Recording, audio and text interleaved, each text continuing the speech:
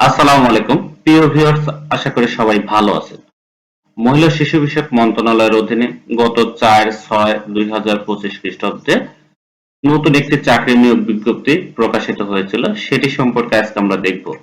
এটিতে বলা হয়েছে মহিলা শিশু বিষয়ক মন্ত্রণালয়ের অধীনে পিভিএসএ প্রকল্পে চুক্তিভিত্তিক নিয়োগের লক্ষ্যে যোগ্যতা সম্পন্ন বাংলাদেশী নাগরিকদের নিকট হতে নিম্নলিখিত শর্ত সাপেক্ষে দরখাস্ত আহ্বান করা হয়েছে।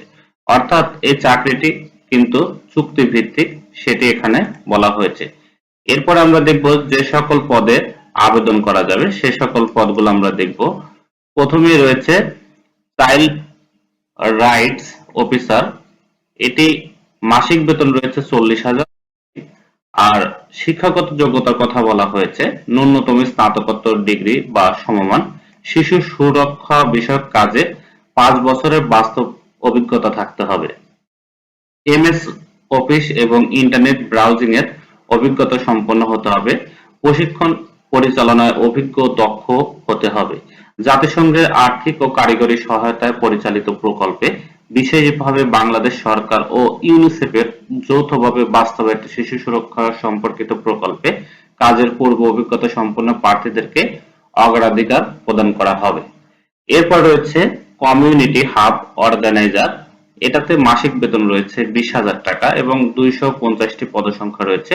এটিতে বলা হয়েছে ন্যূনতম উচ্চ মাধ্যমিক বা সমমান ডিগ্রিতে পাশ করলে আবেদনটি করা যাবে। শিশু সুরক্ষা বিষয়ক কাজে 3 বছরের বাস্তব অভিজ্ঞতা থাকতে হবে এবং এমএস ওয়ার্ড ও ইন্টারনেট ব্রাউজিং এর অভিজ্ঞতা সম্পন্ন হতে হবে, প্রশিক্ষণ পরিচালনায় অভিজ্ঞ দক্ষ থাকতে হবে এবং জাতিসংঘের আর্থিক ও কারিগরি সহায়তা পরিচালিত প্রকল্পে, বিশেষ করে বাংলাদেশ সরকার ও ইউনিসেফের যৌথভাবে বাস্তবায়িত শিশু সুরক্ষা সম্পর্কিত প্রকল্পে কাজের পূর্ব অভিজ্ঞতা সম্পন্ন প্রার্থীদেরকে অগ্রাধিকার দেওয়া হবে। অর্থাৎ আপনি যদি জাতিসংঘের কোনো শিশু সুরক্ষা বিষয়ক কোনো প্রকল্পে কাজ করে থাকেন সেক্ষেত্রে আপনাকে এটা প্রায়োরিটি লিস্টে রাখা হবে, সেটা এখানে বলা হয়েছে। এরপর রয়েছে অফিস সহায়ক, মাসিক বেতনের কথা বলা হয়েছে 17,610 টাকা আর একটি পদসংখ্যা রয়েছে। এটিতে আবেদন করতে পারবেন এসএসসি পাস করলে। আর সংশ্লিষ্ট ক্ষেত্রে কাজ করার 8 বছরের বাস্তব অভিজ্ঞতা থাকতে হবে।